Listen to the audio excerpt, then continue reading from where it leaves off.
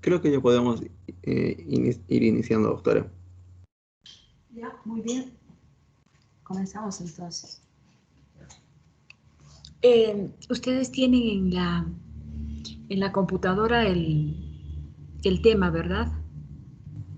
Sí, doctora. Ok. Entonces, hoy día vamos a hablar sobre la patología de la mama y patología de la gestación. Cuando decimos patología de la gestación, estamos refiriéndonos a las enfermedades de la placenta. Y para ser un poco dinámico, vamos a recordar un poco la placenta. La placenta que tiene sus membranas, su cordón umbilical, y vamos a ver cómo esta placenta puede ser objeto de neoplasias, puede ser objeto de inflamaciones, de malformaciones. Entonces, la presencia de un embarazo en algún lugar que no sea exactamente la cavidad uterina da lugar a la denominación embarazo, eh, embarazo extracavitario, en este caso un embarazo tubárico en la placenta, en la trompa. Recordemos que es a nivel del tercio externo que se da lugar al encuentro del óvulo con el espermatozoide. Es el momento de la fecundación. Este va a evolucionar y va a lograr un número de 40 y tantas células y se denomina la gástrula. Este va a anidar en el tercio superior y posterior de la cavidad uterina. Pero pasa que muchas veces se detiene en la trompa y es en este lugar que se desarrolla el embarazo, obviamente en una cavidad o en un espacio que no es el ideal para él. Por lo tanto, esta trompa va a dilatarse, va a sangrar y va a terminar fracturándose, rompiéndose y dando lugar a una catástrofe, a un problema que va a llevar a la sala de operaciones a la paciente. Entonces, tenemos en la imagen una trompa, la pared de la trompa que está sumamente dilatada, en el lumen, sangrado y junto con el sangrado, vellosidades, sinónimo de gestación, sinónimo de placenta. Recordemos que las vellosidades coriales son los elementos de la placenta, que estas vellosidades coriales en el primer trimestre cuentan con dos tipos de células, las sincicio y las citotrofoblásticas.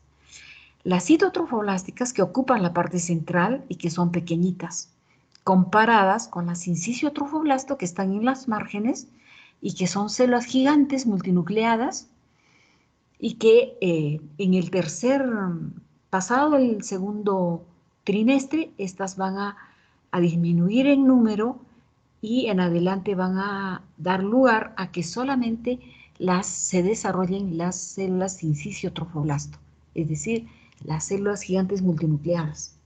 Entonces, estamos viendo que estas vellosidades son de diverso tamaño, no hemos visto aún si están compuestas por las sincicio y citotrofolásticas células, sino simplemente estamos viendo la vellosidad y un desorden, una desorganización junto con coágulos sanguíneos dentro de una trompa, de una tuba. Para acercarnos a mayor aumento, acá tenemos a estas vellosidades con componente de sincicio que se encuentra en las márgenes de las vellosidades y citotrofolasto en la parte central. Además de ello, tenemos el resto del componente de la placenta, que es el estroma y que está constituido por este tipo de células. Y no vemos una pared de placenta porque esta está fragmentada. Ha desarrollado probablemente una placenta aparentemente normal, luego se ha roto, porque no puede desarrollarse una placenta en toda su magnitud y en toda su forma y en todo su contenido en una cavidad tan chica como es una trompa. Y en este corte estamos viendo partes del embrión dentro de la trompa, y está rodeado de una membrana que probablemente sea pues alguna parte del embrión que está albergando todo este contenido. Y estamos viendo en forma irreconocible, porque no podríamos decir que esto sea algún órgano en especial. Probablemente son diversas etapas de desarrollo del embrión. Esto me recuerda un poco al tubo neural, pero no estoy segura que sea eso. Pero sí, con toda seguridad, acá tenemos placenta que le rodea este tejido embrionario muy inespecífico.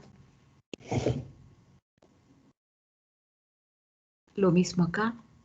No podemos decir qué órgano se está desarrollando acá. Está en la etapa de embriogénesis. Estamos hablando de las somites. Pero sí nos resulta muy reconocible las partes de la placenta, ¿no? Las vellosidades coriónicas. Entonces, este embarazo va a terminar en algo bastante serio, porque va a romper a la trompa y esto va a provocar un gran sangrado, motivo de intervención quirúrgica inmediata. Vamos a hacer un pequeño repaso acá de lo que es una placenta en cuanto a su anatomía e histología. Recuerden que la placenta tiene como anexo a la membrana amniótica y al cordón umbilical. Esos son los anexos de la placenta.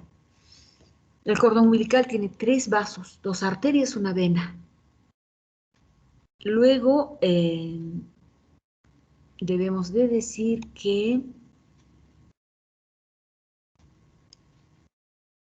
esta es la placenta. Si ustedes ven su cara materna y la cara fetal, la cara materna con los cotiledones, cada cotiledón constituido por estas vellosidades coriónicas. A la placenta también le llamamos un disco, el disco placentario. De los cotiledones, más o menos en un número de, tienen 22 centímetros y pesa 470 gramos aproximadamente. Ya decíamos las membranas del amnios que envuelve al feto y que está envolviendo también a la placenta. Muy bien. El cordón umbilical, que logra un tamaño más o menos de 50 a 60 centímetros por 2.5 de diámetro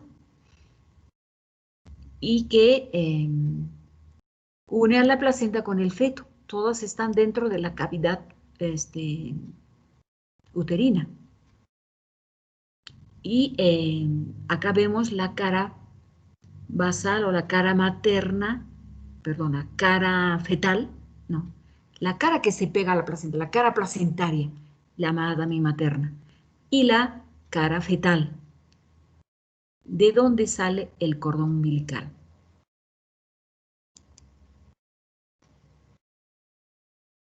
Ya decíamos, las células son 2, el citotrofoblasto y el sincicio trofoblasto.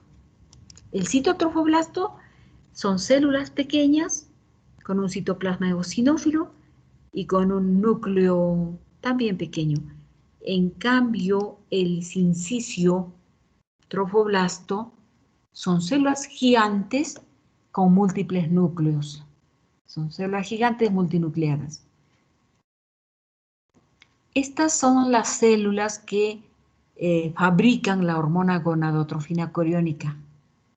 Y estas son las células que pueden hacer deportación, se meten a los vasos y viajan y se localizan en otras partes del cuerpo sin ser metástasis. Simplemente a eso se le denomina deportación placentaria. Muy bien, sigamos viendo entonces lo nuestro. Hemos visto un poco de placenta. Ahora vamos a ver la enfermedad trofoblástica gestacional tipo mola y datidiforme.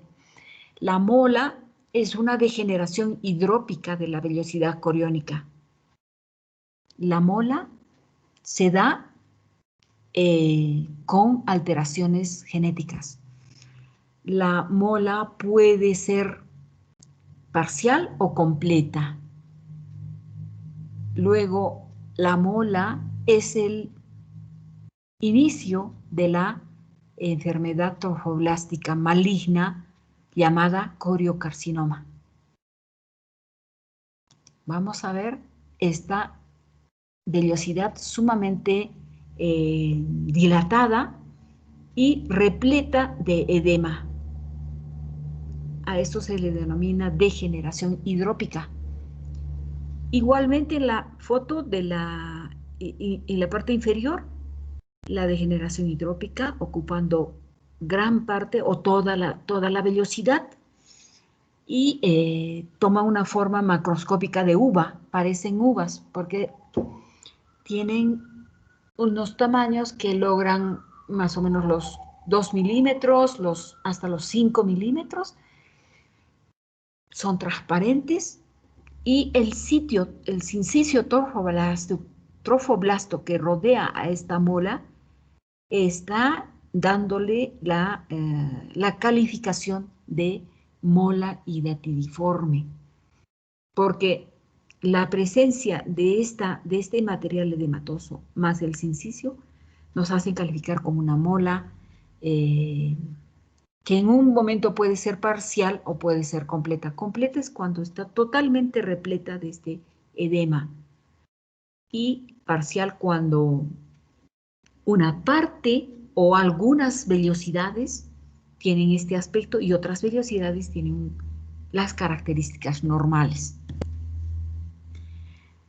Ahora, la enfermedad maligna denominada coriocarcinoma es incompatible con el edema. Ya desaparece totalmente el edema y el sincicio trofoblástico predominantemente, así como también el citotrofoblasto, se desarrollan en forma atípica, en forma maligna y ocupan todo el área que estamos viendo ocupada por el edema en este momento.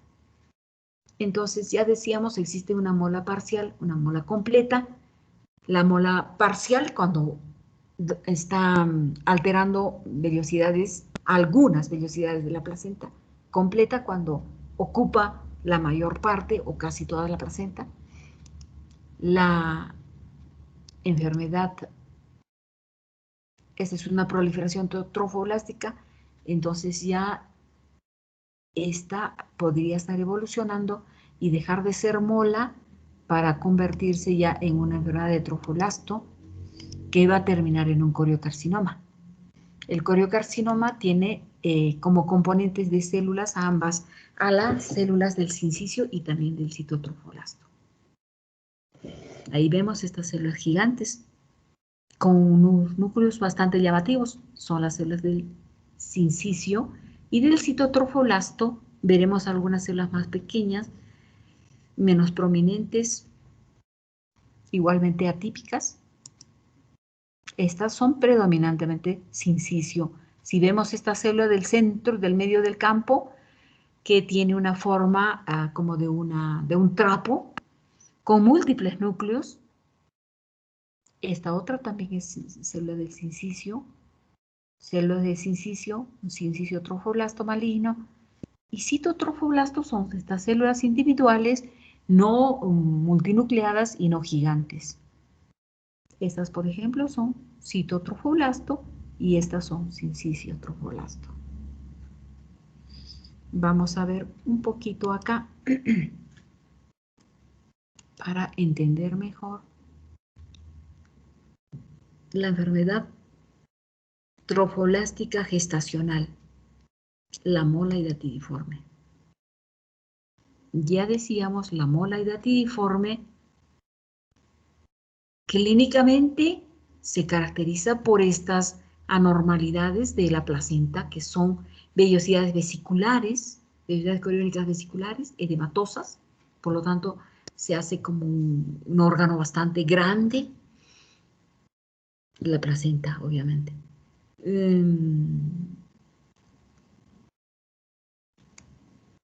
El tratamiento es quirúrgico y ahora vamos a ver a qué le llama mola hidatidiforme completa y a qué le llama mola hidatidiforme incompleta.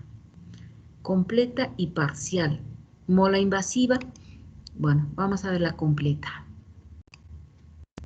La define como un desorden proliferativo de la placenta, dando lugar a las vellosidades hidrópicas, una hiperplasia del trofoblasto y un desarrollo, sin desarrollo embrionario. Acá no existe embrión. El genoma solo diploide, paternal diploide, solo los vamos a encontrar Y diploide, no X. Es bastante infrecuente, una en 2000 nacimientos. En las molas completas tienen 46XX, solo el 10% XY. Bueno, clínicamente vamos a tener un sangrado de la vagina, un incremento de la hormona gonadotrofina coriónica, que es la que fabrica las células del sincicio trofoblasto.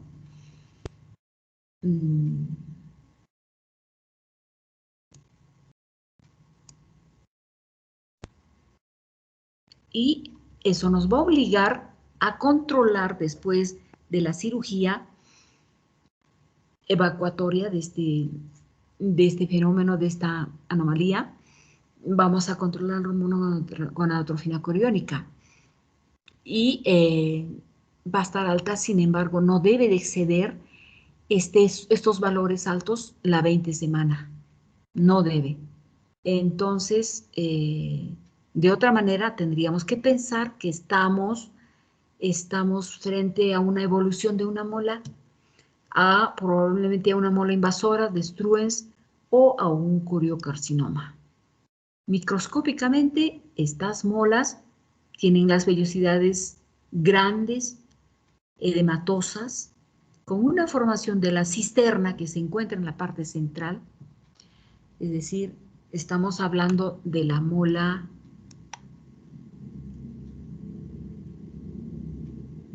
completa. Entonces nos están diciendo que la formación hay formación de cisterna, hay hiperplasia del trofoblasto, y al decir trofoblasto estamos hablando del sincicio y del cito, las mitosis comunes, estas vellosidades, el core de las vellosidades está sumamente distendido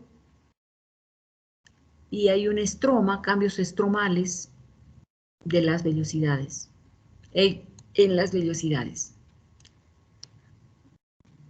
Entonces, vamos a dosar la gonadotrofina y la vamos a encontrar alta, igual el PLAP, que es también una hormona fabricada por esta. Y ahora veremos la mola parcial. Esa fue la mola completa, ahora la mola parcial.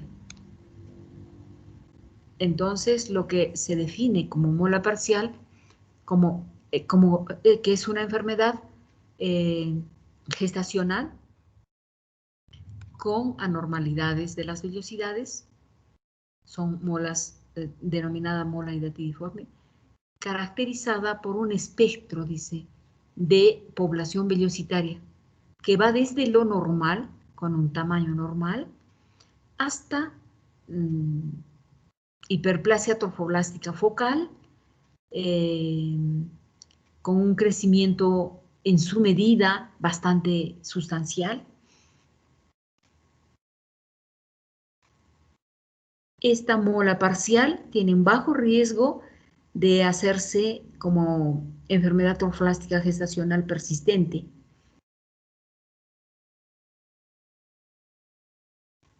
Vamos a encontrar hiperplasia del trofoblasto también. Un estroma con bastante celularidad y mitosis, porque dice P57 positivo.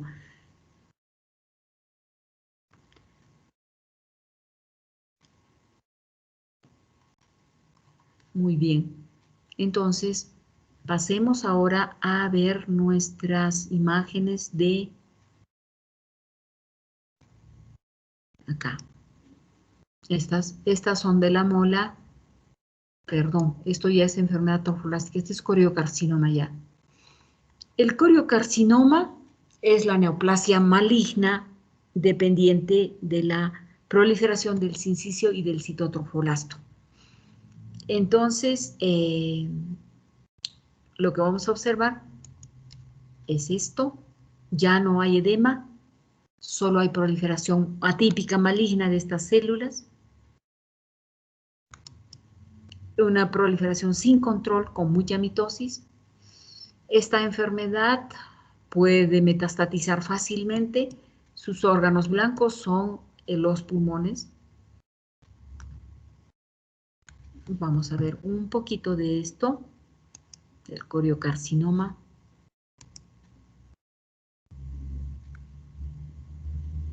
Coriocarcinoma.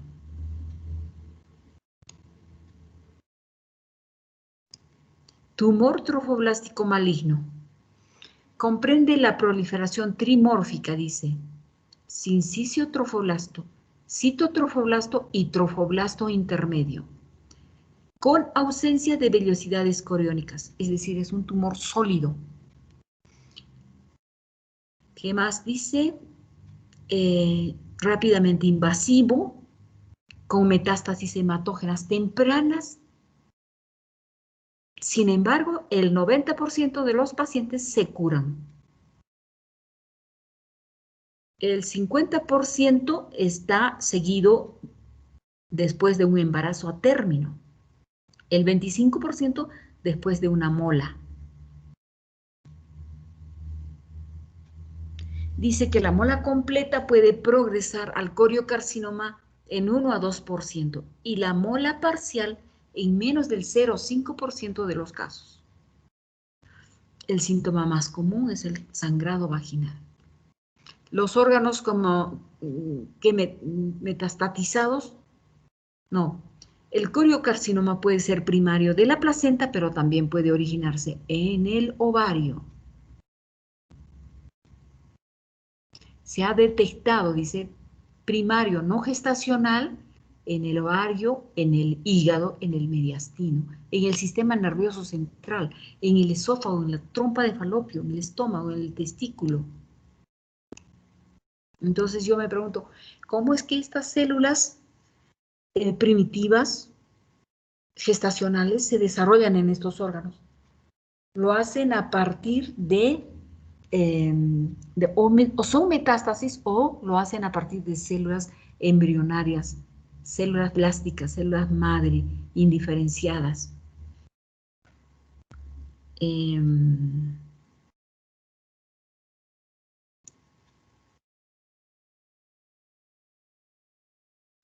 Entonces, en cuanto a la macroscopía, son masas duras, tumorales en el útero, y con bastante necrosis.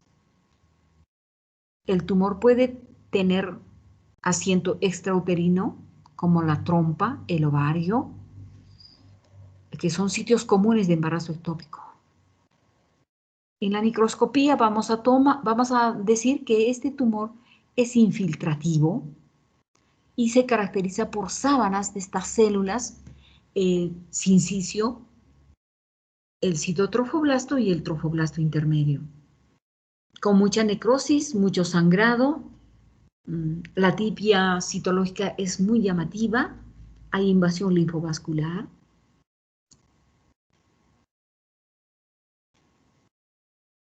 Muy bien. Yo creo que hemos repasado bastante bien este tema. Ahora nos vamos a ver la siguiente. Dice mama. Vamos a hablar algo de mama. Y lo primero que nos están tocando es la enfermedad fibroquística de la mama. Muy bien. Ustedes recuerdan que en la mama tenemos el componente estromal y el componente glandular. Y dentro del componente glandular tenemos a los túbulos y también tenemos a los lobulillos o acinos. Entonces, la enfermedad fibroquística no es una enfermedad tumoral, no es una enfermedad infecciosa. Entonces, se considera como una enfermedad probablemente degenerativa. Se da en el grupo etario de los 45-40 años. Se caracteriza porque, como su nombre lo dice, múltiples quistes, fibrosis, pero también otras cosas como las hiperplasias las hiperplasias ductales. Estas pueden ser típicas o atípicas. En este caso son no atípicas, o sea, son hiperplasias típicas. Muy bien. Y la metaplasia apocrina, que es otro componente de esta enfermedad. Muy bien, acá que estamos viendo quistes con un contenido. Este contenido, ¿qué podrá ser? Leche no va a ser, pero estas células, que son las apocrinas, son secretoras y secretan este material que es proteináceo y por eso es que se forman estos quistes. Entonces, un componente de la enfermedad fibroquística es esta metaplasia apocrina. El apocrino, que se localiza, que se localiza dentro de estas formaciones quísticas. Y acá estamos viendo justamente a mayor aumento con gran magnificación una de estas, la pared de uno de estos quistes y tapizado por estas células de metaplasia apocrina. Entonces fabrican material apocrino. Este es el material de decapitación, dicen. La célula termina expulsando su núcleo y botando todo su contenido hacia la luz. Y ese contenido es un material proteináceo. Acá para ver con mayor detalle esta proliferación del epitelio que puede tomar esta forma de papilitas o puede ser sólido y se va a denominar usual porque no tiene atipia y cuando es atípica se le dice hiperplasia ductal atípica. ¿Por qué se dice así? Porque se desarrolla dentro de los ductos, como estamos viendo acá. Estos son conductos y estos son acinos, lobulillos. Muy bien, en este conducto hay una proliferación importante de células epiteliales. En este caso es una proliferación sólida, pero muchas veces puede ser, como ya vimos, como una forma papilar o cribiforme, cuando esta parte sólida empieza a dejar espacio, que son cribas, como en este caso. Parece una glándula, pero está dentro de un conducto. Entonces, esta es una proliferación intraductal benigna, típica. Igualmente acá. ¿Cuándo se dice entonces que es maligna? Cuando los núcleos y las células son monstruosas, son grandes, atípicas. Y esta hiperplasia ductal atípica es considerada como carcinoma in situ siempre y cuando exceda los 2 milímetros. Esta es una hiperplasia ductal cribiforme. Está dentro del ducto. Y la hiperplasia ductal atípica va a dar lugar, va a dar paso al carcinoma in situ. Es un camino evolutivo hacia el cáncer. Muy bien, acá tenemos otro quiste con contenido de material proteináceo y tapizado por un epitelio que corresponde al conducto. Ahora vamos saltando de esta patología que no es infecciosa, que no es tumoral, entramos a ver las mastitis. Las mastitis que son enfermedades inflamatorias. En este caso vamos a ver una mastitis crónica granulomatosa lobular idiopática.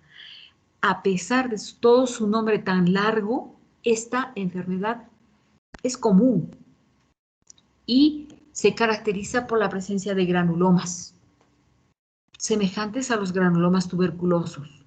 Y estos dependen de los lóbulos. Este es todo un lóbulo, contiene muchos acinos y ahí se da el TDLU, que sería la unidad estructural de la mama. Es el lobulillo con su respectivo conductito mínimo. Muy bien, entonces acá estamos viendo esta proliferación de conductos de lobulillos. Todavía no vemos nada de atípico. Igual acá, el tejido conectivo que está en medio de dos septos de epitelio. Entonces, la inflamación crónica y la formación de granulomas. Muy bien. Entonces, los granulomas que no los he visto acá, no los he visto, los granulomas que dependen de los acinos, del tejido normal, sin necesidad de que tenga una enfermedad infecciosa como es la micobacteria o la lepra que dan los granulomas o enfermedades granulomatosas. Igual la sarcoidosis, no es infecciosa, pero se caracteriza por múltiples granulomas. Pues acá hay granulomas que pueden inclusive abscedarse centralmente, pero que de ninguna manera son infecciosas. Estos granulomas se deben simplemente a que este lobulillo entró en una necrosis y da lugar a esta enfermedad granulomatosa. Propiamente no necrosis, sino una abscedación. Se ha abscedado centralmente. Y lo rodean células gigantes a cuerpo extraño, no las langas que tienen una disposición en herradura. Los núcleos tienen una disposición en herradura. Muy bien, esta es una mastitis crónica, es una enfermedad inflamatoria.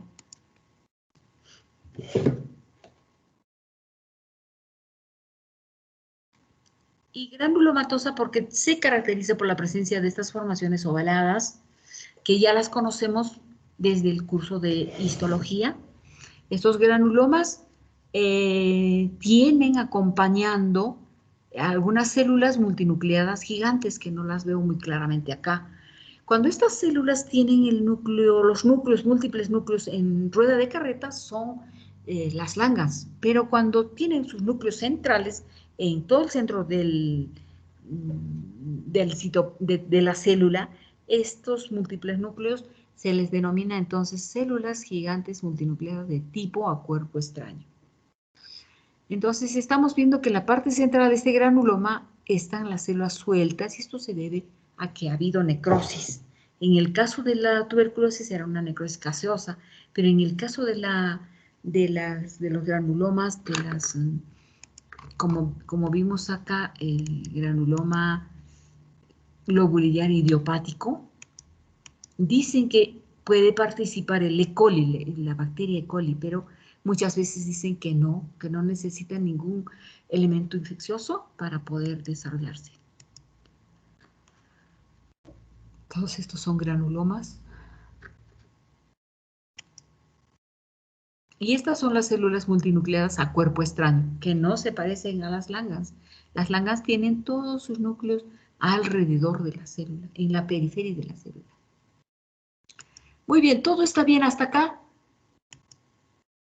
Jóvenes. Sí, doctora, todo. Sí, Hasta ahora muy todo bien. bien. Todo bien, doctora. Ok, entonces vamos a preguntar ahora.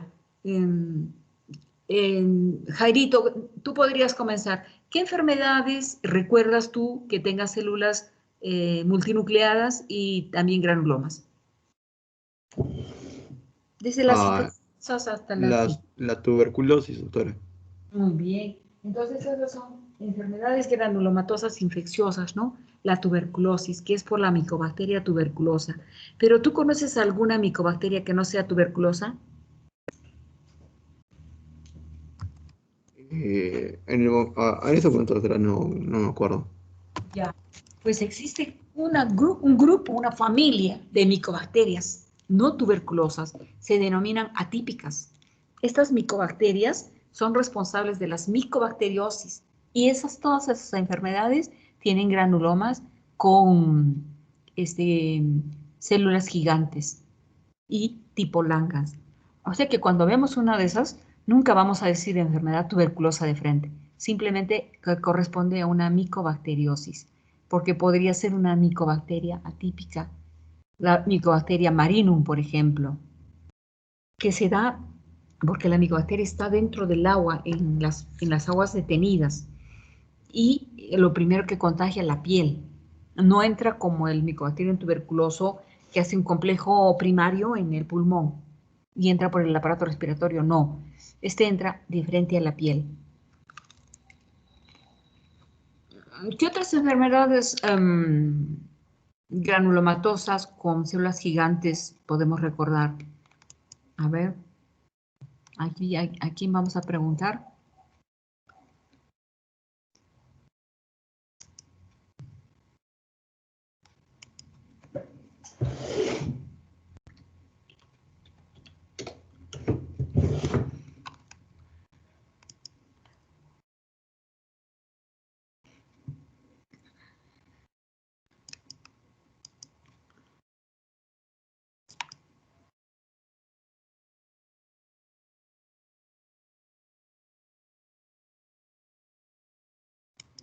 Doctora, ¿puede ser la sífilis?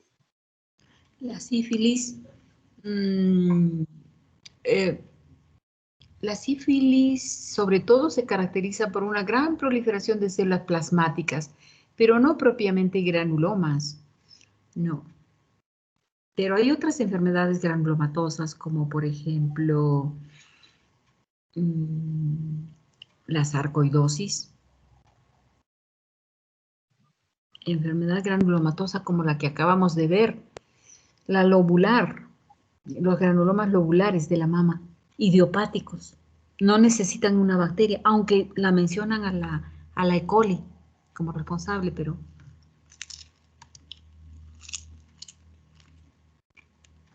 Doctora, ¿también puede ser la lepra? por supuesto la lepra, enfermedad infecciosa, Mycobacterium leprae. Doctora, también pueden ser las enfermedades autoinmunes como la granulomatosis de Wegener o otros tipos de vasculitis. Por supuesto, por supuesto. La granulomatosis de la línea media, gran enfermedad letal de la línea media. Enfermedades granulomatosas que no son infecciosas, que son más bien neoplásicas, o como tú decías, autoinmunes.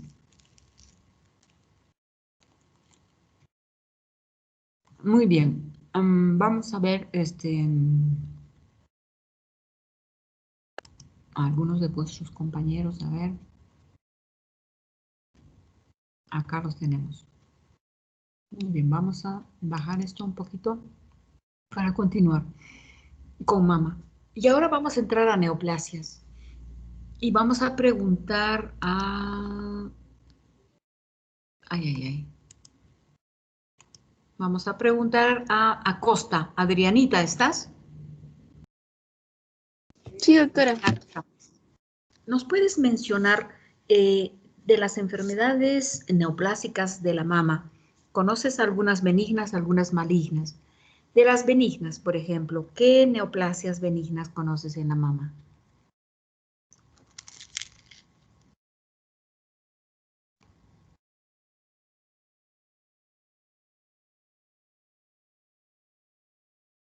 Acá tú tienes. Doctora, Ah, sí, ya sí. te- En el fibroadenoma, por ejemplo, Ujú. después, El adenoma. ajá, el adenoma, Muy bien. ¿Qué otro tumor conoces? esos serían benignos, también malignos o solo benignos. Benignos nomás por ahora. A ver, ¿tú escuchaste hablar del tumor filodes? No, Pues doctora. la mama tiene un tumor filodes que puede ser benigno, que puede ser limítrofe o borderline y maligno, en sus tres versiones, benigno, borderline y maligno, el tumor filodes. Se parece un poco al fibroadenoma, es un tumor fibroepitelial, pero con una gran proliferación del componente fibroso. Y por ahí que este tumor filodes termine lo que antes le llamaban como el sarcoma filodes. Entonces su componente fibroso, su componente estromal es el que le da la malignidad y en su versión maligna, o sea, el sarcoma filodes, pues es un tumor estromal, no es de tipo epitelial, ¿ya? Entonces, hablemos del fibroadenoma mamario. El fibroadenoma es una neoplasia de origen mixto, por supuesto benigno, ¿no? Fibroadenoma benigno, de componente mixto. Tiene epitelio y estroma desarrollados. Y como lo vemos acá en la foto, los conductos están distorsionados, alargados, por causa de que el estroma se ha desarrollado más de la cuenta. Entonces, tenemos un componente epitelial determinado por los conductos, algunos acinos por ahí y, sobre todo, un estroma bastante celular, muy fibroso. Entonces, existen variantes de fibroadenoma, el fibroadenoma juvenil, el fibroadenoma mixto, el fibroadenoma de patrón canalicular. Existen como 5 tipos de fibroadenomas. Para repasar un poquitín, vamos a entrar acá.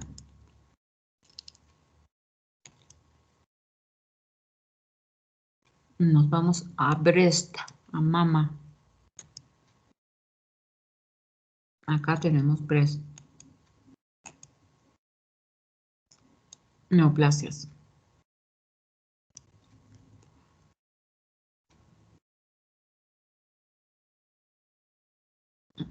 Ya decíamos que, por ejemplo, los cambios fibroquísticos se caracterizan por estos quistes, adenosis con metaplasia apocrina, que también tiene un poco de hiperplasia ductal, todos esos componentes dentro de la enfermedad fibroquística de la mama.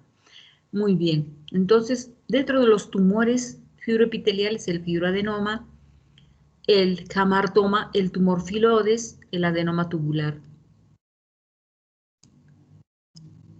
Vamos a bajar un poquito. Existen tumores mioepiteliales porque parte del componente celular de la mama está el mioepitelio, que son unas células de un estirpe bastante interesante porque tienen conducta epitelial, pero devienen del músculo y se encuentran alrededor de las células epiteliales, dándoles soporte, diríamos, a las células epiteliales. Dentro de esos tumores tenemos el adenomioepitelioma, el mioepitelioma, el adenoma pleomórfico, el que se parece al tumor de la glándula parótida. Muy bien, entonces,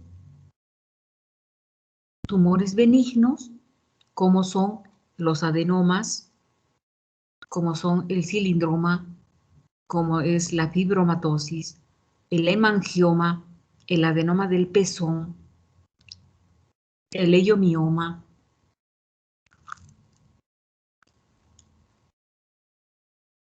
Decíamos del fibroadenoma que existen varios tipos de fibroadenoma.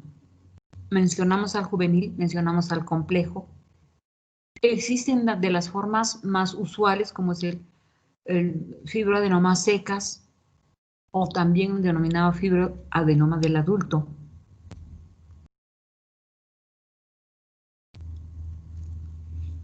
Este es el tumor benigno más común de la mama. Y se da mucho en adolescentes y mujeres jóvenes, con una edad promedio de 25 años. Imagínense encontrar un tumor de unos 12 centímetros en una joven de 14, 15 años. Los hemos tenido. A eso se le denomina fibroadenoma juvenil. Tienen una evolución bastante buena.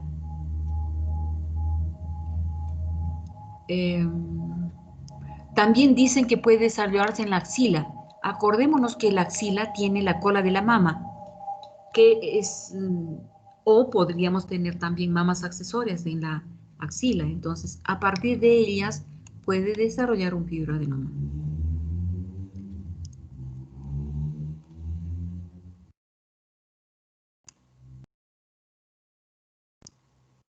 El tratamiento, cirugía y en la microscopía los dos elementos es bifásico, elemento estromal y elemento glandular. Entonces, se reconocen dos patrones, dice el intercanalicular y el pericanalicular. El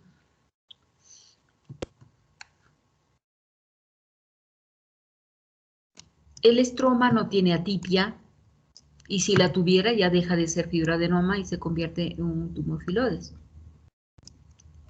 Entonces, fotografías del fibroadenoma. Muy bien. Vamos a pasar a ver otras cositas. Acá, en este corte, de mayor aumento, el estroma con fibroblastos, colágena y los conductos colapsados.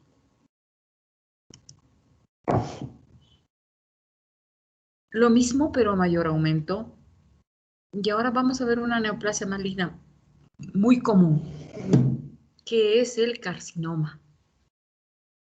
Este carcinoma, decíamos, puede afectar al lobulillo, y en ese caso se llamará carcinoma lobulillar, o afecta al túbulo y se denomina carcinoma ductal. Perdón, al conducto y se denomina carcinoma ductal. Cuando está dentro de él es in situ, cuando ha salido de él, infiltrante, lo mismo en el lobulillo. Al final el TDLU, que es la unidad estructural de la mama, que es la que se afecta, entonces si se afecta a ambos, el lobulillo y el conducto, entonces ¿por qué esta clasificación en carcinoma ductal, carcinoma lobulillar? Es porque el tumor predominantemente afectará a uno de los dos elementos, ya sea al conducto o ya sea al óvulo. Cuando está dentro del conducto se denominará in situ y cuando ha invadido y ha salido se denominará infiltrante. Muy bien. Entonces acá tenemos una neoplasia bastante sólida. Estamos viendo acá estos acúmulos de tejido maligno, de células que están desarrollándose sin formar ningún túbulo, ningún conducto, y solamente son muy sólidas, con bastante atipia, estroma entre sí.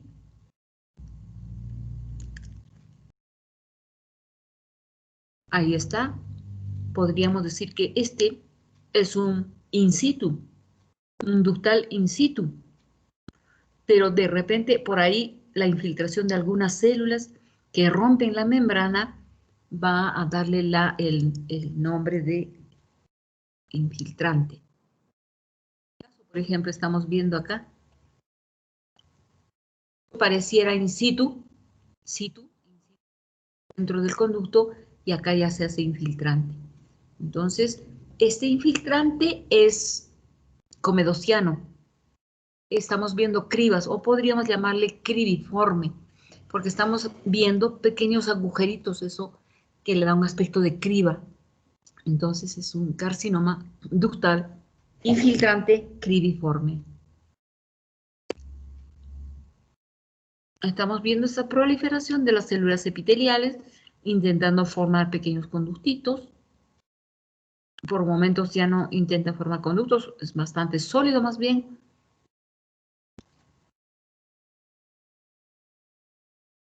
Estos tumores pueden tomar varias formas. Pueden ser sólidos, pueden ser tubulares, pueden fabricar mucho moco, pueden ser en anillo de sello. Entonces, en este caso, por ejemplo, diferenciación mucinosa. Podría decirse carcinoma mucinoso, que sería una variante o un tipo especial de carcinoma. Muy bien. ¿Qué se necesita para decir carcinoma ductal infiltrante con diferenciación mucinosa versus carcinoma mucinoso? Pues se necesita que estas células malignas fabricadoras de moco, de mucina, estén en más del 90%.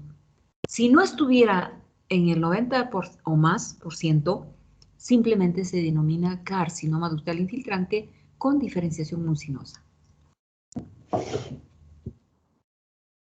Vemos estas células como que están nadando en este material de mucina. Hay varios tipos de mucina. Una mucina que tiene un pH ácido y otra mucina que tiene un pH básico. Entonces, dependiendo del tipo de mucina, vamos a usar diferentes coloraciones. Por ejemplo, el Alcian Blue, el Musicarmín o el Paz. Entonces, hemos visto un carcinoma in situ, un carcinoma infiltrante, un carcinoma con características especiales como es el mucinoso. Y acá vemos un carcinoma cribiforme tubular intraquístico. Este tipo de cánceres son in situ, pero pronto se hacen infiltrantes. Ocupan todo un conducto, y se desarrollan dentro de él. En cualquier momento infiltran al estroma y ya deja de ser in situ y se convierte en infiltrante. De los carcinomas quísticos tenemos como 4 tipos.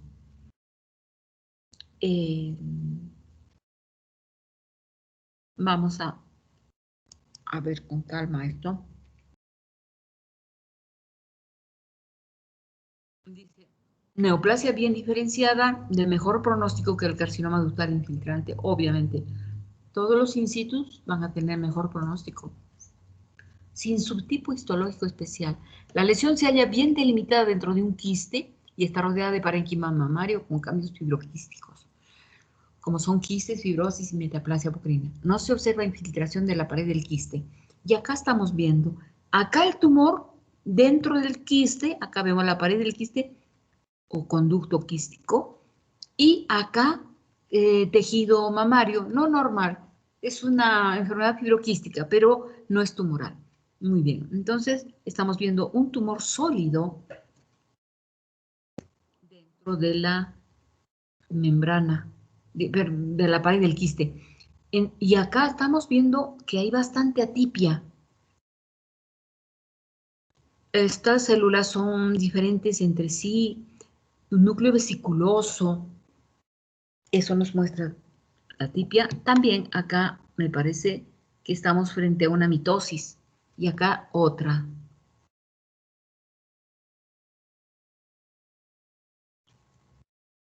Este tumor bastante sólido está dentro de este conducto y vamos a ver un poquito acá.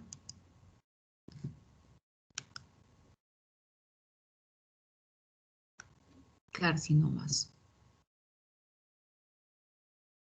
Obviamente, antes de ser cáncer, vamos a tener diversos tipos de atipia, como es la atipia epitelial plana, la hiperplasia ductal atípica. Luego pasarán a ser cáncer in situ, como el caso este del quiste, un quiste lleno de carcinoma, pero dentro de él. Muchas veces estos tumores in situ son encapsulados, son de aspecto papilar. Entonces vamos a ver carcinoma ductal in situ.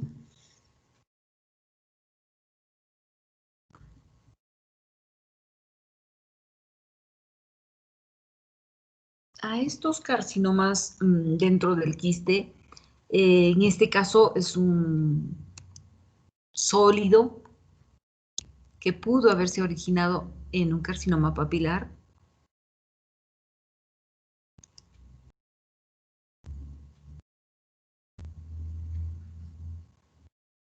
Entonces, dentro del conducto, dependiente del epitelio del conducto, se va a desarrollar en forma típica una proliferación que muchas veces puede ser papilar, otras es sólido.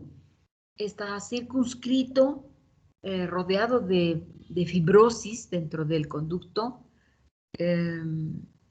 Hay tejido vascular que lo rodea.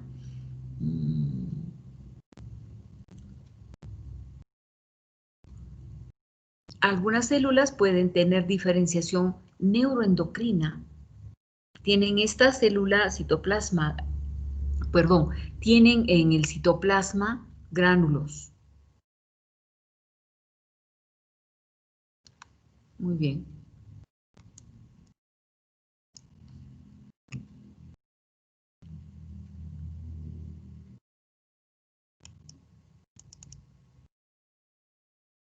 Acá, por ejemplo, vemos esta neoplasia papilar que pudo ser un carcinoma. Yo no creo.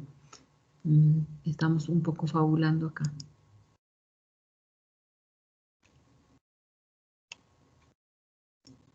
Este es un carcinoma infiltrante.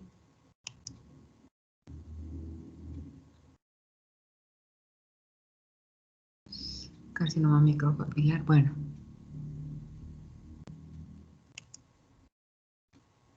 Ya. Vamos a ver nuestras imágenes.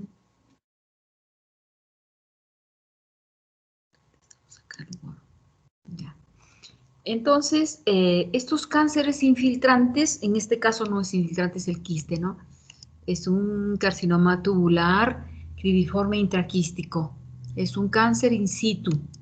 Sin embargo, hay que ser muy cuidadoso de no permitir que se nos pase un infiltrante, un microinvasivo, porque la conducta va a ser absolutamente diferente, la conducta terapéutica.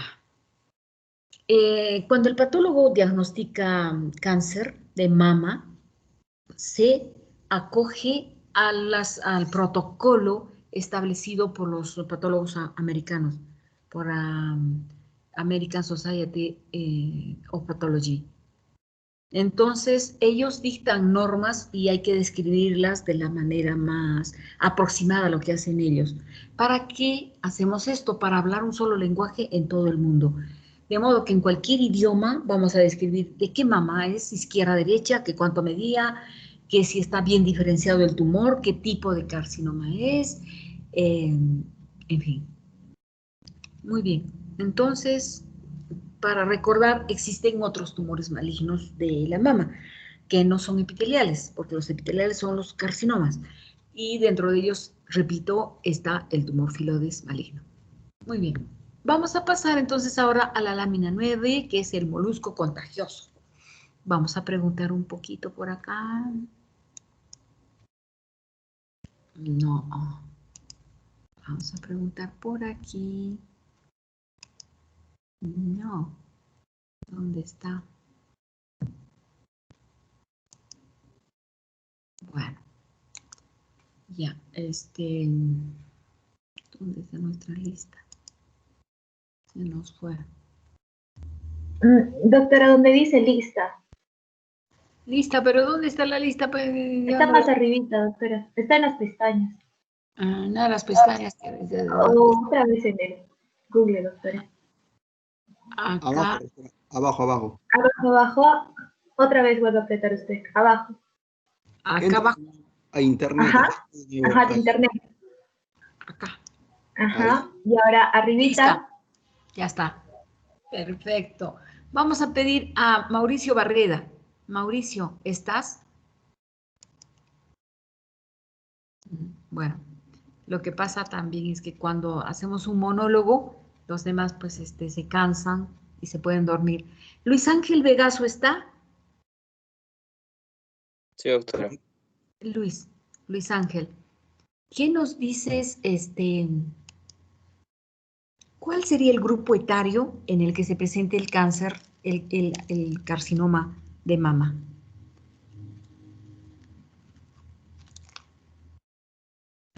¿El carcinoma de mama? Sí. Mm, ¿En qué grupo etario está?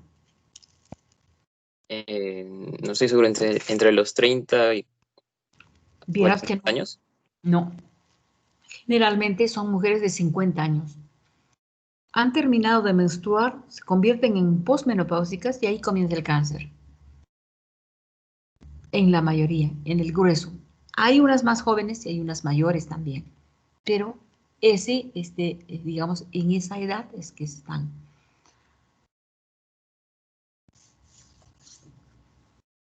Doctora, disculpe, con respecto a mi compañero José Mauricio, he escrito en el chat de la llamada que tienen problemas con su micrófono. Ya, Por eso no le puedo responder. ya, no hay problema. ¿Qué podemos decir del cáncer de mama? Que es la primera causa de muerte en las mujeres en Arequipa, en el hospital nuestro, en el hospital en la Seguridad Social. La primera causa de muerte por cáncer a nivel nacional es el cáncer de cuello uterino. Luego le sigue la mama, pero en la Seguridad Social el de mama es mucho más prevalente que el cáncer de cuello uterino. Es mucho mayor. Entonces, diríamos que de la experiencia nuestra, podemos tener a la semana unos 3 casos nuevos. Imagínense, 3 casos nuevos para una población como en Arequipa de 2 millones, 1.800.000 de habitantes. Entonces, es una cifra alarmante.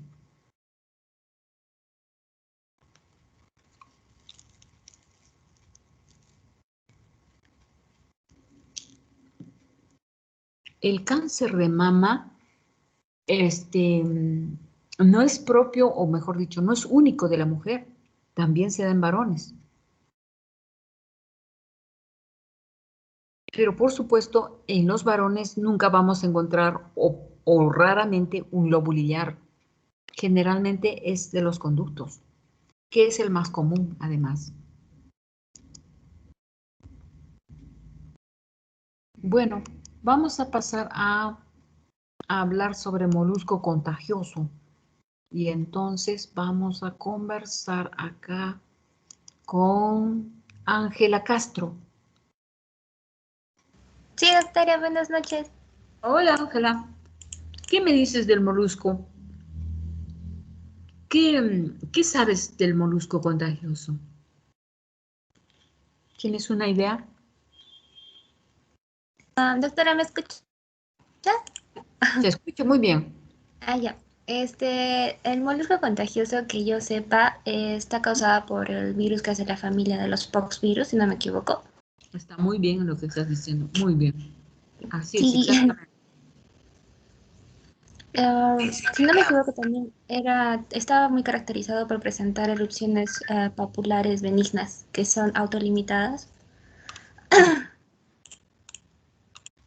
Muy bien. Y generalmente se da en la zona perineal, en las, en el glande, en en la vulva. Y como tú bien dijiste, son nodulitos, son papulitas. Entonces, cuando los ven los médicos, ya esto es un molusco contagioso. Otro lugar donde lo hemos visto es en la palma de la mano. En la palma de la mano, y el molusco contagioso, así como pápula. Esta es la morfología. Esto es lo que vemos en la histología. Macroscópicamente se ve como un nódulo, pero en la microscopía vemos esto. Y vemos en todo el espesor de la epidermis estas formaciones, que son las inclusiones virales. Ustedes las están viendo. Dentro del núcleo de la célula vemos estas formaciones. Y entonces ocupan una buena cantidad de la célula, del núcleo. Son grandes. Vamos a preguntar aquí a Raxín. Hola, Raxín. Hola, ¿Estás? doctor. Buenas Buenas noches, noches. Raxín. Cuéntame, ¿qué otras enfermedades virales podríamos tener en la zona anogenital? Bueno, a ver, como el molusco puede ser más que todo, yo pensaría en VIH, ¿no? Por VIH. Pero Ok. también, Ujú. ¿y doctora? ¿Tú te acuerdas de esas enfermedades que Herpes. forman también? Muy bien, muy bien. Los papilomas en la vulva que están relacionados al papilomavirus y que pueden terminar en displasias, en lesiones intraepiteliales de bajo grado, igual alrededor del ano, en la zona perianal, los papilomas. En el Perú hacemos control del cáncer de cuello uterino mediante el estudio del Papa Nicolau, ¿no es cierto? El extendido, que lo coloreamos con la coloración de Papa Nicolau y le llamamos así, Papa Nicolau, el PAP le decimos. En realidad, su nombre es un extendido celular y termina vulgarizándose la coloración de Papa Nicolau, que era un patólogo griego que participó en la formación de esta coloración, que tiene tres colorantes, tres colores. Muy bien. Entonces, decía que hacemos mucho acá en el Perú la detección del cáncer temprano de cuello uterino mediante el screening, pero en Estados Unidos hacen screening en la población homosexual predominantemente de cáncer de ano por causa del papilomavirus. Entonces, enfermedades virales que dan nódulos, el papilomavirus, como decías tú, o como decía tu compañera, estos moluscos por causa del poxvirus.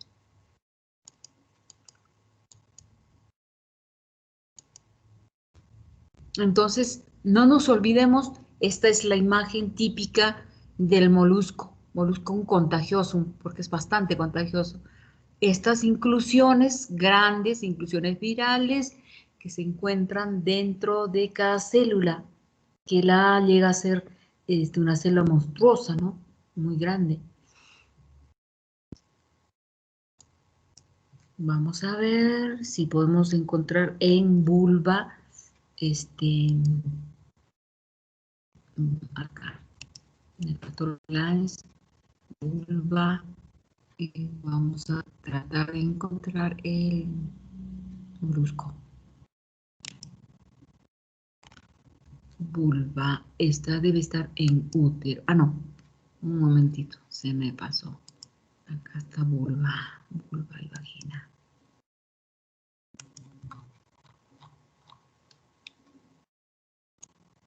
Lo ubicamos dentro de las enfermedades infecciosas. No tumor, líquen, precursores, condiloma,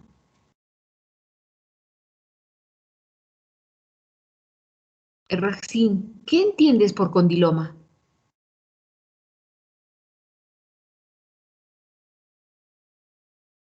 Doctora, ¿me escucha? Sí. ¿Qué te parece un condiloma? ¿Cómo lo relacionas con el papilomavirus? ¿Qué forma tendría? Si tú ves una lesión en vulva que en una mujer en edad sexual activa, podrías pensar en un condiloma, en un papiloma, en un molusco. ¿Cómo podrías diferenciarlos uno del otro?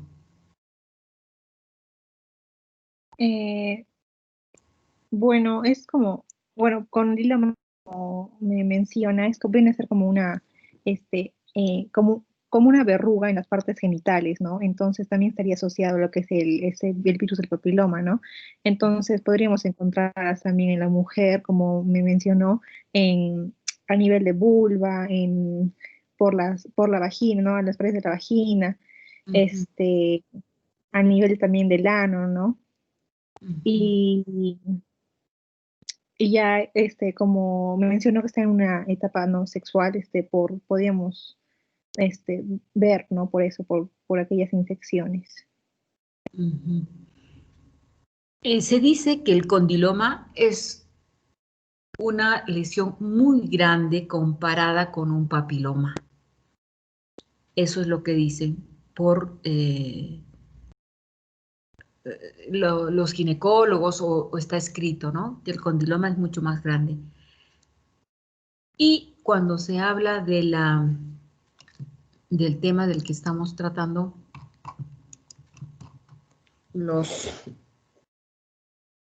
el molusco contagioso, clínicamente este molusco se podría parecer a un condiloma,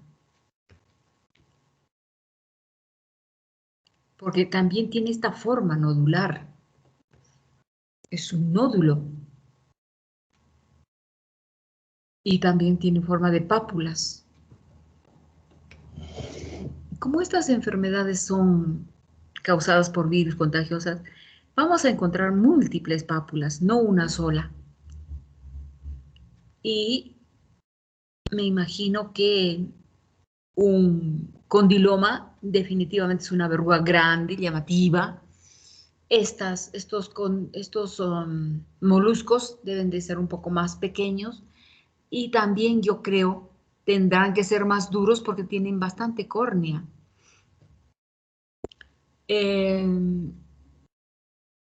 Y cuando encontramos un condiloma, un condiloma acuminado o un papiloma, simplemente debemos de inmediatamente asumir que este papilomavirus está provocando ya algún tipo de displasia. Entonces, cuando clínicamente o macroscópicamente se detecta un papiloma, un condiloma, inmediatamente el patólogo asocia con una displasia leve.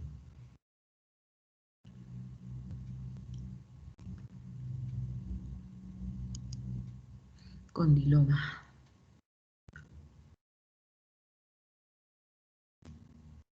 Carcinoma. Quistes. Condiloma.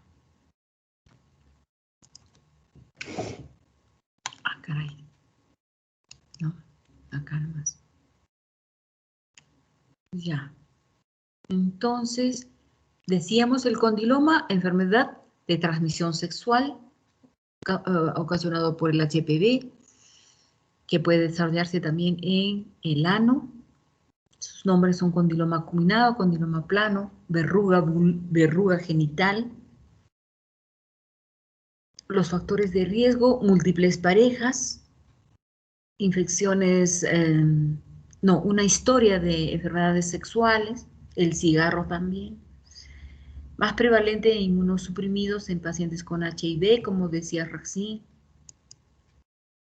Y bueno, ¿cómo lo vemos clínicamente? Como lesiones planas o lesiones de tipo coliflor, pedunculadas y queratóticas. Pueden ser únicas o pueden estar en nidos de color blanco o del color de la piel o algo púrpura o rosado o rojo o marrón. Son asintomáticas en su mayoría y exhiben síntomas de prurito, un poco de picazón, ardor, tipo quemazón, pueden, dice, regresionar espontáneamente. Las raramente benignas, pero raramente asociadas. Existe un condiloma gigante llamado condiloma gigante acuminado, enfermedad de Buschle-Lowenstein. Así se le denomina. ¿Qué más podemos decir? ¿Qué lo tratan? Lo queman. Le echan un poco de podofilotoxina y le ponen un poco de electrocauterio y lo queman. Y acá vamos a ver una foto de un condiloma. ¿Están viendo todos ustedes esto? Sí, doctora. Interesante, ¿no? Un condiloma alrededor de la vulva. No es uno, son varios condilomas. En el pene, condilomas. Unos pequeñitos.